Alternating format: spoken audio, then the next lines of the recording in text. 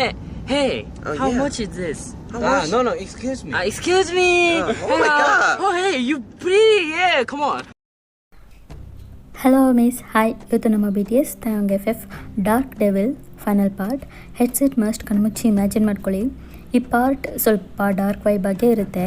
FF ಕೇಳೋಕ್ಕೂ ಮುಂಚೆ ಒಂದು like ಕೊಡಿ, ಆವಾಗಲೇ ನಮ್ಮ ಚಾನಲ್ ಬೇರೆಯವ್ರಿಗೂ ಸಜೆಸ್ಟ್ ಆಗುತ್ತೆ. ಓಕೆ, ಟೈಮ್ ವೇಸ್ಟ್ ಮಾಡೋದು ಬೇಡ, ಇವಾಗ ಡೈರೆಕ್ಟಾಗಿ FF ಒಳಗಡೆ ಹೋಗೋಣ. ತಯಾಂಗ್ ತಮ್ಮ ತಂದೆ ಹತ್ರ ಇನ್ನು ಮುಂದೆ ಇಡೀ ರಾಜ್ಯಕ್ಕೆ ನಾನೇ ರಾಜ, ನೀವಲ್ಲ ಅಂತ ಹೇಳಿರ್ತಾರಲ್ವಾ. ಇವಾಗ ಅಲ್ಲಿಂದನೇ ಸ್ಟೋರಿನ ಮುಂದುವರಿಸ್ಕೊಳ್ಳೋಣ. ತಯಾಂಗ್ ನಿಂತ್ಕೋ, ನೀನೇನು ಅಂದ್ಕೊಂಡಿದ್ಯಾ? ನನ್ನ ಮೀರಿ ನೀನಷ್ಟಕ್ಕೆ ನೀನು ಏನು ಬೇಕಿದ್ರೂ ಮಾಡ್ಬೋದು ಅಂದ್ಕೊಂಡ್ಯಾ? ಬೇಡ ತಯಾಂಗ್, ನಿನ್ನ ಯೋಜನೆಗಳು, ನಿನ್ನ ಆಲೋಚನೆಗಳು ಇದ್ಯಾವೂ ಸರಿ ಇಲ್ಲ. ನೀನೇನಾದರೂ ರಾಜ ಆದರೆ ನಮ್ಮ ಸಾಮ್ರಾಜ್ಯ ಖಂಡಿತ ಉದ್ಧಾರ ಆಗಲ್ಲ, ಎಲ್ಲ ಸರ್ವನಾಶ ಆಗೋಗ್ಬಿಡುತ್ತೆ. ನನ್ನ ಮಾತು ಕೇಳು ತಯಾಂಗ್, ಕೋಪದಲ್ಲಿ ಯಾವ ನಿರ್ಧಾರಗಳನ್ನೂ ತೊಗೋಬೇಡ. ಅಪ್ಪ, ನನಗೇನು ಮಾಡಬೇಕು ಅಂತ ನನಗೆ ಚೆನ್ನಾಗಿ ಗೊತ್ತಿದೆ. ನಿಮ್ಮ ಉಪದೇಶಗಳು ನನಗೆ ಬೇಕಾಗಿಲ್ಲ. ನೋಡ್ತಾ ರೀ ನಾನು ಹೇಗೆ ರಾಜ್ಯಭಾರ ನಡೆಸ್ತೀನಿ ಅಂತ. ಈ ತಯಾಂಗ್ ಏನಾದರೂ ಅಂದ್ಕೊಂಡ್ರೆ ಅದನ್ನು ಮಾಡೇ ಮಾಡ್ತಾನೆ. ನನ್ನ ತವ್ರಿಗೆ ನೀವು ಅಡ್ಡ ಬರ್ದಲೇ ಇದ್ದರೆ ನಿಮಗೆ ಒಳ್ಳೆಯದು. ಕೇಳಿಸ್ತಾ ನಾನು ಹೇಳಿದ್ದು ಅಂದ್ಬಿಟ್ಟು ತಯಾಂಗ್ ನಿಮ್ಮ ಹತ್ರ ಬರ್ತಾರೆ. ನೀವಂತೂ ಫುಲ್ ಭಯದಲ್ಲಿ ನಡುತ್ತಾ ಇದ್ದೀರಾ ತಯಾಂಗ್ನ ನೋಡಿ. ಓಯ್, ಏನು ಹಂಗೆ ನೋಡ್ತಾ ಇದೆಯಾ? ನನ್ನ ನೋಡಿ ಭಯ ಆಗ್ತಿದ್ಯಾ ನಿನಗೆ? ಆದರೆ ಆವಾಗಲೇ ನನ್ನ ಹತ್ರ ಕೊಬ್ಬಿಂದ ಮಾತಾಡಿದೆ, ಇವಾಗ ಯಾಕೆ ಇಷ್ಟೊಂದು ನಡುಗ್ತಾ ಇದೆಯಾ? ಪ್ರಿನ್ಸ್, ನನ್ನ ಬಿಟ್ಬಿಡಿ, ನಾನು ಮಾತಾಡಿದ್ದೆಲ್ಲ ತಪ್ಪು. ನಿಮ್ಮ ಮುಂದೆ ನಿಂತು ನಾನು ಹಾಗೆಲ್ಲ ಮಾತಾಡಬಾರ್ದಿತ್ತು, ನನಗೆ ಕ್ಷಮಿಸಿ. ಅಯ್ಯೋ ಪಾಪ, ನೀನು ನೋಡ್ತಾ ಇದ್ರೆ ಪಾಪ ಅನ್ನಿಸ್ತಿದೆ ನನಗೆ. ಹಾಗಂತ ನಿನ್ನ ಬಿಟ್ಬಿಡ್ತೀನಿ ಅಂದ್ಕೊಂಡ್ಯಾ? ಮೊದಲನೇ ಬಾರಿಗೆ ಈ ತಯಾಂಗ್ ಒಂದು ಹೆಣ್ಣಿನ ಮೇಲೆ ಆಸೆ ಪಟ್ಟಿದ್ದಾನೆ. ಹೇಗೆ ಬಿಡಲಿ ಚಿನ್ನ ನಿನ್ನ? ಈ ರಾತ್ರಿ ನಾವಿಬ್ಬರು ಸ್ವರ್ಗಕ್ಕೆ ಹೋಗ್ಬಿಟ್ಟು ಬರೋಣ, ಏನಂತೀಯ? ಪ್ರಿನ್ಸ್ ಬೇಡ, ನನ್ನ ಮನೆಗೆ ಹೋಗಬೇಕು. ನನ್ನ ಅಪ್ಪ, ನನ್ನಮ್ಮ ಮತ್ತು ನನ್ನ ಅಣ್ಣ ಎಲ್ಲರೂ ನನಗೋಸ್ಕರ ಕಾಯ್ತಾ ಇರ್ತಾರೆ. ನನ್ನ ಹೋಗೋಗ್ಬಿಡಿ. ಓ ಹಾಗಾ? ನೀನೇನು ಚಿಂತೆ ಮಾಡಬೇಡ, ನೀನು ಇಡೀ ಕುಟುಂಬನೇ ನನ್ನ ಅರಮನೆ ಒಳಗಡೆ ಆರಾಮಾಗಿರಿ, ನನಗೇನು ಬೇಜಾರಿಲ್ಲ. ಆದರೆ ನೀನು ಮಾತ್ರ ನನ್ನ ಜೊತೆ ನಾನು ಕರೆದಾಗೆಲ್ಲ ಪ್ರಿನ್ಸ್ ಹೀಗೆಲ್ಲ ಮಾತಾಡಬೇಡಿ, ಬಿಟ್ಬಿಡಿ ನನ್ನ. ಏನು ಚಿನ್ನ ನೀನು ನಾನು ಅರ್ಥನೇ ಮಾಡ್ಕೊಳ್ಳಲ್ಲ ಅಂತೀಯಲ್ಲ. ನಿನ್ಗನ್ಸುತ್ತಾ ನಾನು ನಿನ್ನ ಬಿಡ್ತೀನಿ ಅಂತ? ಸಾಧ್ಯನೇ ಇಲ್ಲ. ಈ ಜನ್ಮ ಅಲ್ಲ, ನೀನು ಎಷ್ಟು ಜನ್ಮ ಎತ್ತಿದ್ರು ಮತ್ತೆ ಮತ್ತೆ ನಿನ್ನ ಸೇರ್ತೀನಿ. ಯಾಕಂದರೆ ನನಗೆ ನೀನು ತುಂಬ ಇಷ್ಟ ಆಗಿದೆಯಾ. ಹೌದು, ಏನು ನಿನ್ನ ಹೆಸರು? ಇವಾಗಲಾದರೂ ಹೇಳ್ತೀಯೋ ಇಲ್ವೋ? ನನ್ನ ಹೆಸರು ವಯನ್. ಓ ವಯನಾ? ಚೆನ್ನಾಗಿದೆ ತಯಾಂಗ್. ವಯನ್ ಸಖತ್ ಜೋಡಿ ಅಲ್ವಾ? ಸರಿ, ನೀನು ಬಾ, ನಿನ್ನ ಬಟ್ಟೆಗಳನ್ನೆಲ್ಲ ಬಿಚ್ಚಿ ಸ್ನಾನ ಮಾಡು ಬೇಗ. ಛೀ, ಇಲ್ಲಿ ನೋಡು, ಬರೀ ರಕ್ತ ನಿನ್ನ ಮುಖದ ಮೇಲೂ ನಿನ್ನ ಬಟ್ಟೆ ಮೇಲೂ ಅಂದ್ಬಿಟ್ಟುಟ್ಟೆ. ನಿಮ್ಮ ಕೈಕಾಲುಗಳನ್ನೆಲ್ಲ ಕಟ್ಟಾಕಿರ್ತಾರಲ್ವ, ಆ ಕಟ್ಟಿರೋ ಹಗ್ಗಗಳನ್ನೆಲ್ಲ ಬಿಚ್ಚಿಬಿಟ್ಟು ನಿನ್ನ ಲಿಫ್ಟ್ ಮಾಡಿ ಎತ್ಕೊಂಡು ಸ್ನಾನ ರೂಮಿಗೆ ಎತ್ಕೊಂಡು ಹೋಗ್ತಾರೆ. Next time skip. ನೀವಿವಾಗ ತಯಾಂಗ್ ಬೆಡ್ಡಲ್ಲಿ ಜೋರಾಗಿ ಕಿರಿಚ್ಕೊಂಡು ಅಳ್ತಾ ಇದ್ದೀರಾ. ಬಿಕಾಸ್ ನಿಮ್ಮನ್ನ ಫೋರ್ಸ್ಫುಲ್ ಫಿಸಿಕಲಾಗಿ ಟಾರ್ಚರ್ ಮಾಡ್ತಿದ್ದಾರೆ. ನಿಮ್ಮಿಂದ ಅವ್ರನ್ನ ಸಹಿಸ್ಕೊಳ್ಳೋದಕ್ಕೆ ಆಗ್ತಿಲ್ಲ, ಅಷ್ಟು ಪೇನ್ಫುಲ್ ಫೀಲ್ ಆಗ್ತಿದೆ ನಿಮ್ಮ ಬಾಡಿಗೂ ಆ್ಯಂಡ್ ನಿಮ್ಮ ಮನಸ್ಸಿಗೂ. ನೆಕ್ಸ್ಟ್ ಡೇ ಮಾರ್ನಿಂಗ್ ನೀವು ಸ್ಲೋಲಿ ಐಸ್ ಓಪನ್ ಮಾಡ್ತೀರಾ. ನಿಮ್ಮ ಬಾಡಿ ಫುಲ್ ಪೇಯ್ನ್ ಫೀಲ್ ಆಗ್ತಿದೆ, ನಿಮ್ಮಿಂದ ಮೇಲೆ ಎದ್ದೊಳೋದಕ್ಕೂ ಸಹ ಆಗ್ತಿಲ್ಲ. ಬೆಳಗ್ಗೆನೇ ಅಳ್ತಾ ಇದ್ದೀರಾ. ಆಗ ತಯಾಂಗ್, ಏನು ವಯನ್, ರಾತ್ರಿ ಎಲ್ಲ ಚೆನ್ನಾಗಿ ನಿದ್ದೆ ಮಾಡ್ದ? ಆರಾಮ? ತುಂಬ ಹಾಯಾಗಿದ್ದೆ ಅನಿಸುತ್ತೆ. ಆಗ ನೀವು ರಾತ್ರಿ ಪೂರ್ತಿ ನನ್ನ ಎಲ್ಲೋ ನಿದ್ದೆ ಮಾಡಾಕ್ಬಿಟ್ಟೆ ನೀನು, ಪಾಪಿ, ನನ್ನ ಜೀವನನೇ ಹಾಳು ಮಾಡಿಬಿಟ್ಟ ಅಂತ ಮನಸ್ಸಲ್ಲೇ ವೀನ ಚೆನ್ನಾಗಿ ಬೈಕೋತಾ ಇದ್ದೀರಾ. ಬಟ್ ನಿಮ್ಮ ಫೇಸ್ನ ನೋಡಿ ಸ್ಮೈಲ್ ಮಾಡ್ತಿದ್ದಾರೆ. ನೆಕ್ಸ್ಟ್ ನಿಮ್ಮ ಅಪ್ಪ ಅಮ್ಮ ಆ್ಯಂಡ್ ನಿಮ್ಮ ಅಣ್ಣಂಗೆ ತಯಾಂಗ್ ನಿಮ್ಮನ್ನ ಎತ್ತಾಕೊಂಡು ಬಂದಿರೋ ವಿಷಯ ಗೊತ್ತಾಗಿ ಅವರು 3 ಜನ ಪ್ಯಾಲೇಸ್ ಹತ್ರ ಬಂದು ಕಿಂಗ್ ಹತ್ರ, ಮಹಾರಾಜ್ರೆ, ನನ್ನ ಮಗಳು ತುಂಬ ಮುಗ್ದೆ, ಅವಳಿಗೆ ನಾವು ಮದುವೆ ಮಾಡಬೇಕು ಅಂತ ನಿರ್ಧಾರ ಮಾಡಿದ್ದೋ. ಆದರೆ ಅಷ್ಟರಲ್ಲಿ ತಯಾಂಗ್ ಪ್ರಿನ್ಸ್ ನನ್ನ ಮಗಳನ್ನ ಹೊತ್ಕೊಂಡು ಬಂದಿದ್ದಾರೆ. ದಯಮಾಡಿ ನೀವೇ ನನ್ನ ಮಗಳನ್ನ ಕಾಪಾಡಿ ನಮ್ಮ ಹತ್ರ ಸೇರಿಸ್ಬೇಕು ಅಂತ ಅಳ್ಕೊಂಡೆ ನಿಮ್ಮಪ್ಪ ಕಿಂಗ್ ಕಾಲು ಹಿಡ್ಕೊಂಡು ಬೇಡ್ಕೋತಾ ಇದ್ದಾರೆ. ಛೇ, ನನ್ನ ಮಗ ಏನು ಮಾಡೋದಕ್ಕೆ ಹೊರಟಿದ್ದಾನೆ ಅನ್ನೋದೇ ನನಗೆ ಗೊತ್ತಾಗ್ತಿಲ್ಲ. ಮಂತ್ರಿಗಳೇ ಹೇಳಿ ಮಹಾರಾಜ್ರೆ, ಈಗಿಂದೀಗಲೇ ತಯಾಂಗ್ನ ಇಲ್ಲಿ ಬರೋದಕ್ಕೆ ಹೇಳಿ. ಹಾಗೆ ಆಗಲಿ. ನೆಕ್ಸ್ಟ್ ಟೇನು ಅಲ್ಲಿಗೆ ಬರ್ತಾರೆ. ತಯಾಂಗ್, ನೀನು ಹೊತ್ಕೊಂಡು ಬಂದಿರೋ ಹುಡುಗಿನ ಇವಾಗಲೇ ಅವಳ ಅಪ್ಪ ಅಮ್ಮನ ಹತ್ರ ಬಿಟ್ಬಿಡು. ಯಾವುದೇ ಒಂದು ಹೆಣ್ಣನ್ನು ಅವಳ ಒಪ್ಪಿಗೆ ಇಲ್ಲದೆ ಈ ರೀತಿ ಹೊತ್ಕೊಂಡು ಬರೋದು ಸರಿಯಲ್ಲ. ಅಪ್ಪ, ತಪ್ಪು ಸರಿ ಬಗ್ಗೆ ನೀವು ನನಗೆ ಪಾಠ ಹೇಳೋಗತ್ಯ ಇಲ್ಲ. ನಾನು ಅವಳನ್ನ ಬಿಡಲ್ಲ, ನನಗೆ ಅವಳು ಬೇಕು. ಬಿಡಲ್ಲ ಅಂದರೆ ಏನರ್ಥ ತಯಾಂಗ್? ಆಕೆನ ಪ್ರೀತಿಸ್ತಾ ಇದೆಯಾ ನೀನು? ಪ್ರೀತಿನೋ ಪ್ರೇಮನೋ ಕಾಮನೋ ಅದು ನನಗೆ ಸರಿಯಾಗಿ ಗೊತ್ತಿಲ್ಲ. ಆದರೆ ಅವಳು ದಿನ ರಾತ್ರಿ ನನಗೆ ಬೇಕು ಅಷ್ಟೇ.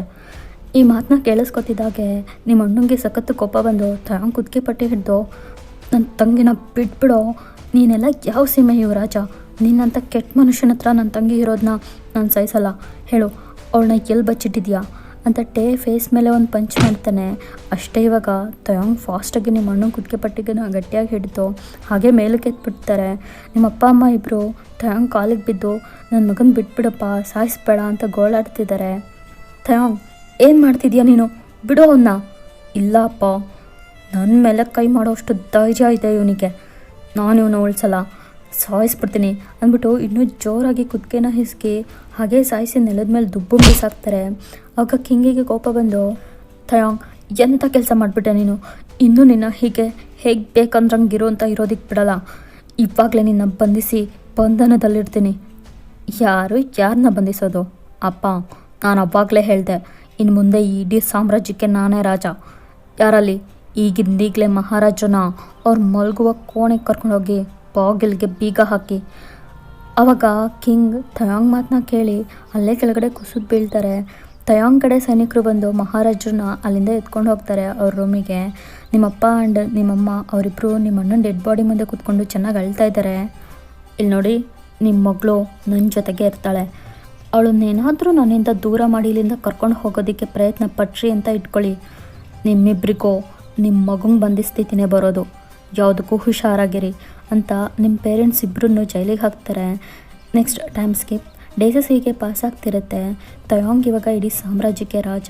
ಅವ್ರ ತಂದೆಗೆ ದಿನೇ ದಿನ ಆರೋಗ್ಯ ಬೇರೆ ಕೆಡ್ತಿರುತ್ತೆ. ಅವ್ರನ್ನ ಅವ್ರ ರೂಮಲ್ಲೇ ಕೂಡಾಕಿ 1-2-3 ಸೇವಕಿಯರನ್ನು ಬಿಟ್ಟು ಅವ್ರ ತಂದೆ ಆರೋಗ್ಯನ ನೋಡ್ಕೊಳ್ಳೋದಕ್ಕೆ ಬಿಟ್ಟಿರ್ತಾರೆ. ಇನ್ನು ಹೆಂಗಸರು ಹೆಣ್ಮಕ್ಳುಗಳಿಗೆಲ್ಲ ಸ್ವಲ್ಪನೂ ಸ್ವತಂತ್ರನೇ ಇಲ್ಲ. ಅವರಿಗೆಲ್ಲ ಬೇಜಾನ್ ಬೇಡದೇ ಇರೋ ಕಠಿಣವಾಗಿರೋ ರೂಲ್ಸ್ಗಳನ್ನೆಲ್ಲ ಹಾಕಿ ಪ್ರತಿಯೊಂದು ಹೆಣ್ಮಕ್ಳು ಇವ್ರ ರೂಲ್ಸ್ಗಳಿಂದ ಹಿಂಸೆ ಪಡೋ ಹಾಗಾಗ್ತಿದೆ. ಇವರು ರಾಜ್ಯಭಾರ ಮಾಡೋದನ್ನ ನೋಡಿ ಜನರೆಲ್ಲ ಬೇಸತ್ತು ಹೋಗ್ತಿದ್ದಾರೆ. ತಯಾಂಗ್ ಹಾಕಿದ್ದೇ ರೂಲ್ಸು, ಹೇಳಿದ್ದೆ ಮಾತು, ಅವ್ರ ಮಾತಿಗೆ ವಿರುದ್ಧವಾಗಿ ಬಂದವರು ಜೀವಂತವಾಗಿರೋದಕ್ಕೆ ಸಾಧ್ಯನೇ ಇಲ್ಲ. ಇನ್ನು ನಿಮ್ಮ ಸ್ಥಿತಿಯಂತೂ ಹೇಳೋಕ್ಕೆ ಅಸಾಧ್ಯ. ಡೈಲಿ ನಿಮ್ಮ ಜೊತೆ ಅವ್ರಿಗೆ ಇಷ್ಟ ಬಂದಂಗೆ ತಯಾಂಗ್ ನಿಮ್ಮ ಹತ್ರ ಫಿಸಿಕಲ್ ಆಗಿರ್ತಾರೆ. ನಿಮಗಂತೂ ನಾನು ಯಾಕಾದರೂ ಇನ್ನೂ ಜೀವಂತವಾಗಿ ಬದುಕಿದ್ದೀನೋ, ಈಗಲೇ ನನ್ನ ಪ್ರಾಣ ಹೋಗಬಾರ್ದಾ, ನನ್ನಿಂದ ಇವನು ಕೂಡ ಚಿತ್ರಹಿಂಸೆನ ತಡೆಯೋಕ್ಕಾಗ್ತಿಲ್ಲ ಅಂತ ಮನಸ್ಸಲ್ಲೇ ಕೊರಗ್ತಾ ಇದ್ದೀರಾ. ಯಾಕಂದರೆ ನೀವು ತಯಾಂಗಿಂದ ಮಾನಸಿಕವಾಗಿ ಆ್ಯಂಡ್ ದೈಹಿಕವಾಗಿ ತುಂಬಾ ನೊಂದಿದ್ದೀರಾ. ನೆಕ್ಸ್ಟ್, ಇವಾಗ ನೀವು ಸಖತ್ ವೀಕ್ ಆಗಿದ್ದೀರಾ, ಊಟ ತಿಂಡಿನೂ ಸರಿಯಾಗೇನು ಮಾಡ್ತಿರಲ್ಲ. ಬಿಕಾಸ್ ತಯಾಂಗ್ ನಿಮ್ಮ ಅಣ್ಣನ ಸಾಯಿಸ್ಬಿಟ್ಟು ನಿಮ್ಮ ಅಪ್ಪ ಅಮ್ಮನ ಜೈಲಲ್ಲಿ ಇಟ್ಟಿದ್ದಾರೆ ಅಂತ ನಿಮ್ಗೆ ಹೇಗೋ ಗೊತ್ತಾಗಿರುತ್ತೆ ಒಬ್ಳು ಸೇವಕಿ ಕಡೆಯಿಂದ. ಆ ವಿಷಯ ಗೊತ್ತಾದಾಗಿಂದ ನಿಮಗೆ ಊಟ ತಿಂಡಿ ಏನೂ ಸೇರ್ತಿರಲ್ಲ, ಬರೀ ನಿಮ್ಮ ಪೇರೆಂಟ್ಸ್ ಬಗ್ಗೆನೇ ಚಿಂತೆ ನಿಮ್ಮ ತಲೆ ತುಂಬ ಹಾಗೆ ತುಂಬಿಕೊಂಡಿದೆ. ವಯನ್, ಸ್ವಲ್ಪನಾದರೂ ಊಟ ಮಾಡಿ, ಇಲ್ಲಾಂದರೆ ತಯಾಂಗ್ ಕಿಂಗ್ ನನ್ನ ಸಾಯಿಸಿಬಿಡ್ತಾರೆ. ನಾನೊಬ್ಳು ಸಾಮಾನ್ಯ ಸೇವಕಿ, ಆದರೆ ನನ್ನ ನಂಬ್ಕೊಂಡು ನನಗೊಬ್ಳು ತಂಗಿ ಇದ್ದಾಳೆ, ನಂಗೆ ಅಪ್ಪ ಅಮ್ಮ ಯಾರೂ ಇಲ್ಲ, ದಯವಿಟ್ಟು ನನ್ನ ಅರ್ಥ ಮಾಡ್ಕೊಳ್ಳಿ, ನನಗೋಸ್ಕರನಾದರೂ ಇದನ್ನು ತಿನ್ನಿ. ಆಗ ನೀವು ಅಳ್ಕೊಂಡೆ ಆವಾಗಷ್ಟೇ ಆ ಫುಡ್ನ ಸ್ವಲ್ಪ ತಿಂತೀರಾ. ಅದೇ ಟೈಮ್ಗೆ ತಯಾಂಗ್ ಡ್ರಿಂಕ್ಸ್ ಮಾಡಿಬಿಟ್ಟು ನಿಮ್ಮ ರೂಮಿಗೆ ಬರ್ತಾರೆ. ಹೇಯ್ ಸೇವಕಿ, ಇಷ್ಟೊತ್ತಲ್ಲಿ ನೀನೇನೇ ಮಾಡ್ತಿದ್ಯಾ ಇಲ್ಲಿ, ಆಚೆ ಹೋಗು, ನನ್ನ ವಯನ್ ಈಗ ಏಕಾಂತದಲ್ಲಿರೋ ಸಮಯ, ಹೋಗಾಚೆ ಅಂತ ಆ ಸೇವಕಿನ ಆಚೆ ತಳ್ಳಿ ರೂಮ್ ಡೋರ್ನ ಕ್ಲೋಸ್ ಮಾಡಿ ನಿಮ್ಮ ಹತ್ರ ಫುಲ್ ಕ್ಲೋಸಾಗಿ ಬಂದು ಫೋರ್ಸ್ಫುಲಿ ಕಿಸ್ ಮಾಡೋದಕ್ಕೆ ಸ್ಟಾರ್ಟ್ ಮಾಡ್ತಾರೆ. ಡೈಲಿ ನೈಟ್ ಏನು ನಡೆಯುತ್ತೋ ಮತ್ತೆ ಅದೇ ನೈಟ್ ಫುಲ್ ನಿಮ್ಮಿಬ್ಬರ ಮಧ್ಯೆ ನಡೆಯುತ್ತೆ. ಯಾವುದೋ ಒಂದು ವಸ್ತು ಅನ್ನೋ ಥರ ತಯಾಂಗ್ ಡೈಲಿ ಯೂಸ್ ಮಾಡ್ಕೋತಿದ್ದಾರೆ ನಿಮ್ಮ ಮೇಲೆ ಯಾವ ಥರ ಫೀಲಿಂಗ್ಸ್ ಇದೆ ಅನ್ನೋದ್ರ ಬಗ್ಗೆ ಸ್ವಲ್ಪನೂ ಕ್ಲಾರಿಟಿನೇ ಇಲ್ಲ ಅವರಿಗೆ. ನೆಕ್ಸ್ಟ್, ಹೀಗೆ ಡೇಸಸ್ಗಳು ಪಾಸ್ ಆಗ್ತಿದೆ. ನೀವಂತೂ ತಯಾಂಗ್ ಫೇಸ್ನ ನೋಡೋದಕ್ಕೂ ಇಷ್ಟಪಡ್ತಾರಲ್ಲ, ಅಷ್ಟು ದ್ವೇಷ ಹುಟ್ಟಿರುತ್ತೆ ನಿಮ್ಮಲ್ಲಿ, ಹೇಟ್ ಮಾಡ್ತಿರ್ತೀರ ನೀವು ಅವ್ರನ್ನ. ಬಟ್ ತಯಾಂಗಿಗೆ ಅದ್ರ ಬಗ್ಗೆ ಯಾವುದೇ ಥರ ಟೆನ್ಷನ್ ಇಲ್ಲ, ಅವ್ರ ಪಾಡಿಗೆ ಅವರು ನಿಮ್ಮನ್ನ ಬೆಳೆಸ್ಕೊತಾ ಇರ್ತಾರೆ. ಒನ್ ಡೇ ತಯಾಂಗ್ ತಂದೆ ಕಿಂಗ್ ಆಗಿದ್ದಾಗ ಅವ್ರಿಗೊಬ್ಬರು ಮಂತ್ರಿ ಆಗಿರ್ತಾರಲ್ಲ, ಆ ವ್ಯಕ್ತಿ ತಯಾಂಗ್ ಅಪ್ಪಂಗೆ ತುಂಬಾ ಲಾಯಲ್ ಆಗಿರ್ತಾರೆ. ಅವರು ಹೇಗಾದರೂ ಮಾಡಿ ಅವ್ರ ರಾಜರನ್ನ ರೂಮ್ ಬಂಧನದಿಂದ ಹೊರಗೆ ತಂದು ತಯಾಂಗ್ನ ಮಟ್ಟ ಹಾಕಬೇಕು ಅಂತ ಅಂದ್ಕೋತಾರೆ. ಸೊ ತುಂಬ ರಿಸ್ಕ್ ತೊಗೊಂಡು ತಯಾಂಗಿಗೆ ಗೊತ್ತಾಗದೇ ಇರೋ ಹಾಗೆ ತಯಾಂಗ್ ತಂದೆನೇ ಸೇವ್ ಮಾಡ್ತಾರೆ. ನೆಕ್ಸ್ಟ್, ಇವಾಗ ನೈಟ್ 9 o'clock ನೀವಿದ್ದ ರೂಮ್ ಕಡೆಯಿಂದ ಜೋರಾಗಿ ಕಿರಿಚ್ಕೋತಾ ಇರೋ ಸೌಂಡ್ ಕೇಳಿಸುತ್ತೆ ನಿಮ್ಮದು. ನಿಮ್ಮ ಸೌಂಡ್ ಕೇಳಿಸ್ಕೊತಿದ್ದಾಗೆ ಮಂತ್ರಿಗಳು, ಮಹಾರಾಜ್ರೆ, ತಯಾಂಗ್ ಪ್ರಿನ್ಸ್ ಒಂದು ಹುಡುಗಿನ ಎತ್ತಾಕೊಂಡು ಬಂದಿದ್ರಲ್ಲ, ಆಕೆನ ಪ್ರತಿದಿನ ಹಾಳು ಮಾಡ್ತಾನೆ ಇದ್ದಾರೆ. ಆ ಹುಡುಗಿ ಕಿರಿಚ್ತಾ ಇರೋ ಸೌಂಡನ್ನ ನಮ್ಮಿಂದ ಕೇಳಿಸ್ಕೊಳಕ್ಕಾಗ್ತಿಲ್ಲ, ನೀವೇನಾದರೂ ಮಾಡಿ ಕಿಂಗ್, ಇಲ್ಲಾಂದರೆ ಆ ಹುಡುಗಿ ಸಾಯೋದಂತೂ ಖಂಡಿತ. ಓ, ಈ ತಯಾಂಗ್ ಯಾಕಿಷ್ಟು ಕ್ರೂರ ವ್ಯಕ್ತಿ ಆದ, ಇಲ್ಲ, ಇವನನ್ನು ಹೀಗೆ ಬಿಡಬಾರ್ದು ಮಂತ್ರಿಗಳೇ. ನೀವು ಆದಷ್ಟು ಬೇಗ ಈ ಮಾಟ ಮಂತ್ರ ಪೂಜೆನೆಲ್ಲ ಮಾಡ್ತಾರಲ್ಲ ಅವ್ರನ್ನ ಬೇಗ ಕರ್ಕೊಂಡು ಬನ್ನಿ. ಯಾಕೆ, ಯಾವ ಕಾರಣಕ್ಕೆ ಕಿಂಗ್? ನಿಂಗೆ ಮುಂದಕ್ಕೆ ಗೊತ್ತಾಗುತ್ತೆ, ಬೇಗ ಹೋಗಿ ಕರ್ಕೊಂಡು ಬಾ. ಓಹ್, ಹಾಗೆ ಆಗಲಿ. ನೆಕ್ಸ್ಟ್ ಕಿಂಗ್ ತಯಾಂಗ್ ರೂಮ್ ಬಾಗಿಲನ್ನ ಸೈನಿಕರುಗಳಿಂದ ಹೊರಸಾಕ್ಬಿಟ್ಟು ಒಳಗಡೆ ಬರ್ತಾರೆ. ಬಂದು ನೋಡಿದ್ರೆ ಟೇ ನಿಮ್ಮ ಜೊತೆ ರಿಲೇಷನ್ಶಿಪ್ಪಲ್ಲಿದ್ದಾರೆ. ಸಡನ್ ಕಿಂಗ್ ತಲೆ ತೆಗೆಸ್ಬಿಟ್ಟು ಅವ್ರ ಸೈನಿಕರಿಗೆ ಹಿಂದೆಯಿಂದ ತಯಾಂಗ್ನ ಅಟ್ಯಾಕ್ ಮಾಡೋದಕ್ಕೆ ಸಿಗ್ನಲ್ ಕೊಡ್ತಾರೆ. ಟೇ ನಿಮ್ಮ ಜೊತೆ ಫಿಸಿಕಲಿ ಬ್ಯುಸಿ ಆಗಿರೋದ್ರಿಂದ ಅವ್ರಿಗೆ ಬೇರೆ ಯಾವುದ್ರ ಸೈಡು ಗಮನನೇ ಇಲ್ಲ. ನೆಕ್ಸ್ಟ್ ಒಬ್ಬ ಸೈನಿಕ ದೂರದಿಂದನೇ ನಿಂತು ಫೋರ್ಸಾಗಿ ಹಿಂದೆಯಿಂದ ಬಾಣ ಬಿಡ್ತಾನೆ. ಆ ಬಾಣ ನೇರ ಹೋಗಿ ತಯಾಂಗ್ ಬೆನ್ನಿಗೆ ಸ್ಟ್ರಾಂಗಾಗಿ ಚುಚ್ಕೊಳ್ಳುತ್ತೆ. ಆವಾಗಷ್ಟೇ ಟೇ ಅವ್ರ ಸೆನ್ಸಿಗೆ ಬಂದು ನಿಮ್ಮ ಮೈ ಮೇಲಿಂದ ಎದ್ದು ನಿಮ್ಮ ಬಾಡಿನ ಫುಲ್ ಬೆಡ್ಶೀಟಿಂದ ಕವರ್ ಮಾಡ್ತಾರೆ. ನೀವು ನಿಮ್ಮ ಐಸ್ ಫುಲ್ ಟಿಯರ್ಸ್ ಇಟ್ಕೊಂಡು ಕೋಪದಲ್ಲೇ ಟೇ ಫೇಸ್ನ ನೋಡ್ತಾ ಹಾಗೆ ಡೆಡ್ ಆಗಿಬಿಡ್ತೀರಾ. ಬಿಕಾಸ್ ನಿಮಗೆ ಟೇ ಮಾಡಿದ ಫೋರ್ಸಿಗೆ ಬ್ಲೀಡಿಂಗ್ ಜಾಸ್ತಿ ಆಗಿರುತ್ತೆ, ಬ್ಲಡ್ ಫ್ಲೋ ಜಾಸ್ತಿ ಆಗಿ ಸತ್ತೋಗ್ಬಿಡ್ತೀರಾ. ಟೇಗೇನೂ ಅರ್ಥ ಆಗ್ತಿಲ್ಲ. ಅವರು ನಿಮ್ಮ ಫೇಸ್ ಮಾತ್ರನೇ ನೋಡ್ತಾನೆ ಇದ್ದಾರೆ. ಅವ್ರ ಬೆನ್ನಿಗೆ ಬಾಣ ಚುಚ್ಚಿದೆ ಅನ್ನೋದನ್ನೇ ಪರಿಗಣಿಸ್ದೆ. ವಹನ್ ಏನಾದರೂ ಮಾತಾಡು, ಯಾಕೆ ಹಾಗೆ ಹಾಗೆ ಅಳ್ತಾ ಸುಮ್ಮನಾಗ್ಬಿಟ್ಟೆ ಅಂತ ನಿಮ್ಮ ಫೇಸ್ ಫುಲ್ ಕಿಸ್ ಮಾಡ್ತಾನೆ ಇದ್ದಾರೆ.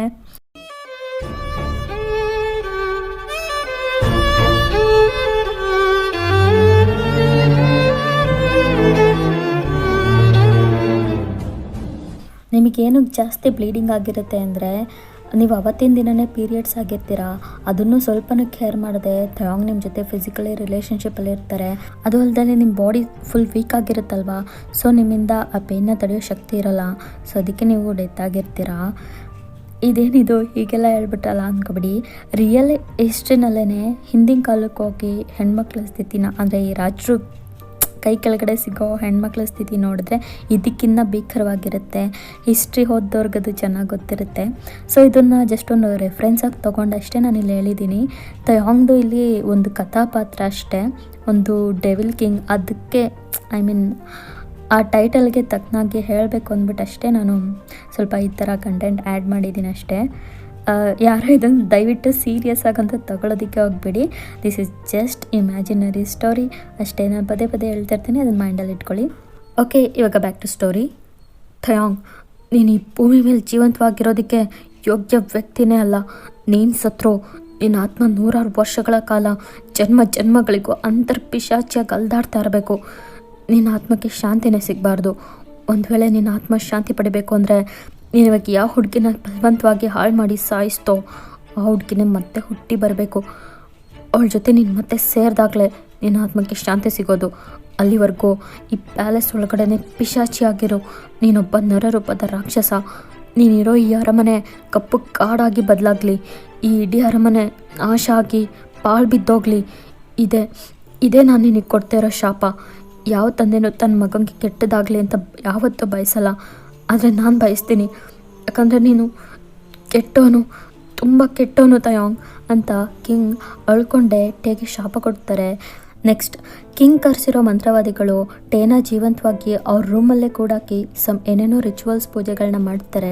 ತಯಾಂಗ್ ಸತ್ರು ಅವ್ರ ಆತ್ಮ ಸ್ವರ್ಗಕ್ಕೋ ಅಥವಾ ನರ್ಕಕ್ಕೋ ಹೋಗಬಾರ್ದು, ಎಷ್ಟು ವರ್ಷಗಳು ಕಳೆದ್ರೂ ಈ ಜಾಗದಲ್ಲೇ ಇರಬೇಕು ಅಂತ.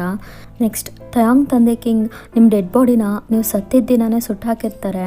ಸೊ ಅದರಿಂದನೇ ತಯಾಂಗ್ ಒಂದು ರೀತಿ ಗರ ಬಡ್ದವ್ರ ಥರ ಸೈಲೆಂಟ್ ಆಗಿರ್ತಾರೆ. ಯಾರ ವಿರುದ್ಧನೂ ಫೈಟ್ ಮಾಡೋಕ್ಕೆ ಹೋಗಲ್ಲ.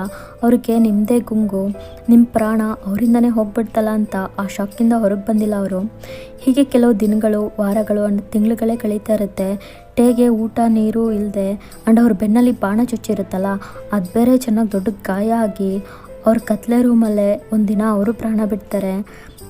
ಬಟ್ ಅವ್ರ ಪ್ರಾಣ ಹೋದ್ರೂ ಅವ್ರ ಆತ್ಮ ಜೀವಂತವಾಗಿದೆ. ಮತ್ತೆ ವಯನ್ ಹುಟ್ಟು ಬರ್ತಾಳೆ, ಮತ್ತೆ ಅವಳನ್ನ ಸೇರಲೇಬೇಕು ಅಂತ ತಯಾಂಗ್ ಆತ್ಮ ವಯನ್ಗೋಸ್ಕರ 100 ವರ್ಷಗಳಿಂದನೂ ಕಾಯ್ತಾನೇ ಇದೆ. ತಯಾಂಗ್ ಇದ್ದಿದ್ದ ಪ್ಯಾಲೇಸ್ ಸ್ವಲ್ಪನೇ ಹಾಳಾಗಿ ಬಾಳು ಬಿದ್ದು ಸುತ್ತಮುತ್ತ ಕಾಡು ಬೆಳ್ಕೊತಿದೆ. ದೆನ್ ವಯನೇನಾದರೂ ಮತ್ತೊಂದು ಜನ್ಮ ಬಂದರೆ ಅವಳಿಗೆ 21 ವರ್ಷ ಆಗ್ತಿದ್ದಾಗೆ ತಯಾಂಗ್ ಆತ್ಮಕ್ಕೆ ಅದು ಗೊತ್ತಾಗುತ್ತೆ. ವಯನೇ ತಯಾಂಗ್ನ ಹುಡ್ಕೊಂಡು ಬರೋ ಹಾಗೆ ಮಾಡೋ ಶಕ್ತಿ ಡೆವಿಲ್ ತಯಾಂಗಿಗಿದೆ ಅಂತ. ಇದಿಷ್ಟು ಸ್ಟೋರಿನ ಆ ಬುಕ್ ಪೇಜ್ಗಳಲ್ಲಿ ಬರೆದಿದೆ. ಆ ಬುಕ್ ನೇಮೇ ಡಾರ್ಕ್ ಡೆವಿಲ್.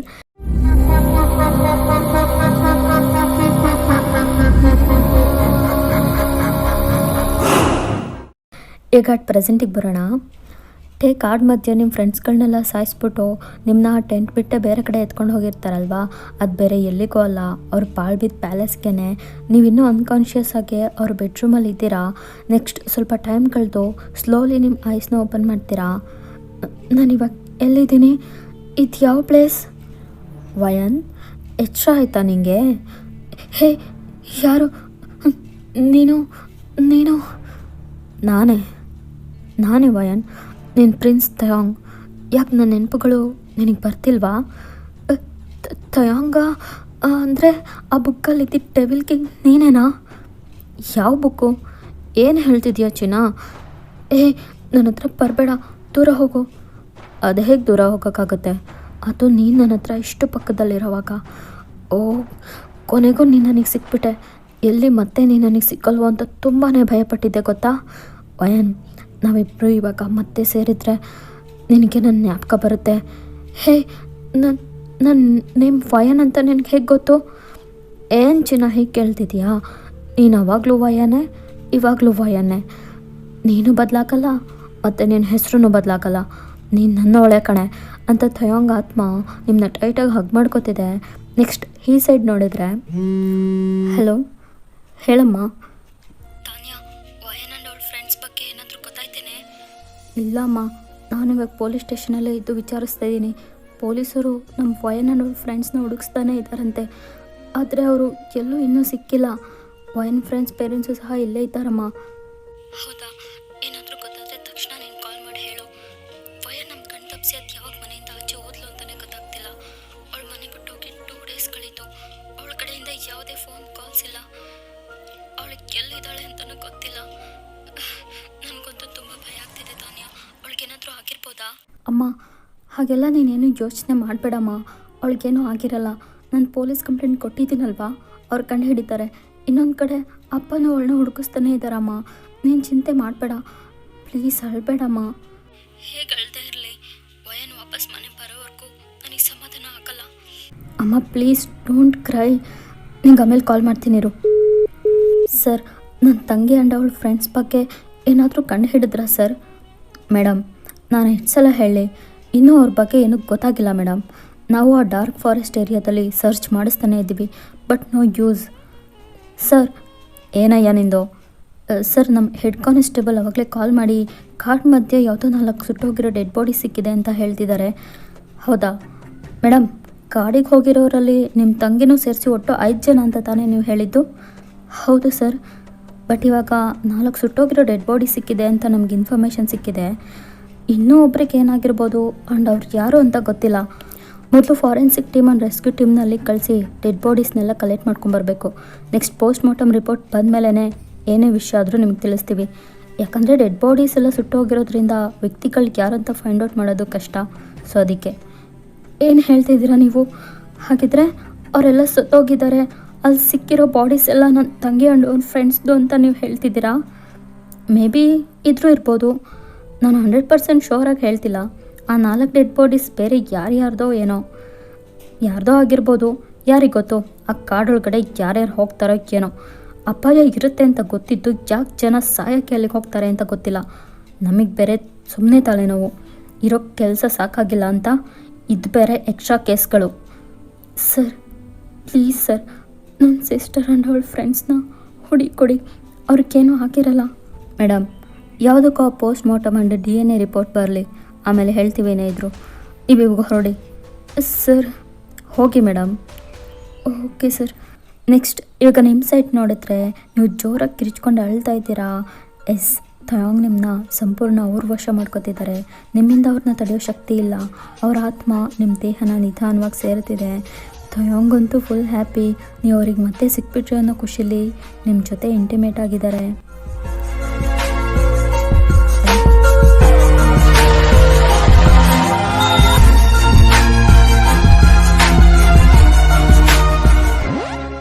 ಓಕೆ, 1 ಶಾಟ್ನ ಇಲ್ಲಿಗೆ ಎಂಡ್ ಮಾಡ್ಕೊಳ್ಳೋಣ. 1 ಶಾಟ್ ಅನ್ನೋದಕ್ಕಿಂತ 2 ಪಾರ್ಟ್ ಆಗೋಯ್ತು. ನಾನು ಇದಕ್ಕೆ ಡೈರೆಕ್ಟಾಗಿ 2 ಶಾಟ್ ಅಂತಲೇ ಇಟ್ಟಿರ್ಬೋದಿತ್ತು.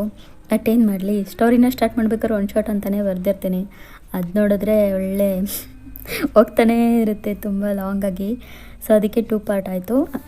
ಒಂದೇ ಇದರಲ್ಲಿ ಒಂದೇ ವಿಡಿಯೋದಲ್ಲಿ ಜಾಸ್ತಿ ಡ್ಯೂರೇಷನ್ ತೆಗಿಯೋಕ್ಕಾಗ್ತಿದ್ರಿಂದ ನಾನು 2 ಪಾರ್ಟ್ ಮಾಡಿದೆ. ಸ್ಟೋರಿ ಹೇಗಿತ್ತು ಅಂತ ಕಮೆಂಟ್ ಮಾಡಿ ತಿಳಿಸಿ. ಇಷ್ಟ ಆದರೆ ಖಂಡಿತ ಒಂದು ಲೈಕ್ ಮಾಡಿ ಸಪೋರ್ಟ್ ಮಾಡಿ. ಯಾರಿಗೆಲ್ಲ ಡಾರ್ಕ್ ವೈಪ್ ಇಷ್ಟ ಆಗುತ್ತೆ ಅವರು ಇದೇ ಥರ ಇರಲ್ಲ ಇಲ್ಲ ಚೇಂಜ್ ಮಾಡಲ್ಲ ಅಂತ ಕೇಳಿದಾಗ ಅಟ್ಲೀಸ್ಟ್ ಯಾರೋ ಒಬ್ಬರದ್ದು ರೆಸ್ಪಾನ್ಸ್ ಮಾಡಿದ್ರಲ್ಲ ಓಕೆ ಅಕ್ಕ ಹಿಂಗೆ ಇರಲಿ ಅಂತ. ಸೊ ಅದನ್ನು ನೋಡೇ ಹ್ಯಾಪಿಯಾಗಿ ಓಕೆ ಹಂಗೆ ತೊಗೊಂಡೋಗೋಣ, ಯಾರೋ ಒಬ್ಬರಾರು ರೆಸ್ಪಾನ್ಸ್ ಮಾಡಿದ್ರಲ್ಲ ಅಂದ್ಬಿಟ್ಟು ಅದು ನನಗೆ ಹೆಂಗೆ ಬರೆದಿದ್ದೆ ಹಂಗೆ ತೊಗೊಂಡು ಬಂದೆ. ಹೇಗೆ ಅನ್ನಿಸ್ತು ಅಂತ ಹೇಳಿ. ಯಾರ್ಯಾರೆಲ್ಲ ಕಮೆಂಟ್ ಆ್ಯಂಡ್ ಲೈಕ್ಸ್ ಮಾಡಿದ್ದೀರಾ ನಿಮಗೆಲ್ರಿಗೂ ತುಂಬ ಥ್ಯಾಂಕ್ಸ್. ನೆಕ್ಸ್ಟ್ JKFF ಅಲ್ಲಿ ಮತ್ತೆ ಬಂದು ನಿಮ್ಮನ್ನ ಮೀಟ್ ಮಾಡ್ತೀನಿ. ಅಲ್ಲಿವರೆಗೂ ವೆಯ್ಟ್ ಮಾಡ್ತೀರಿ.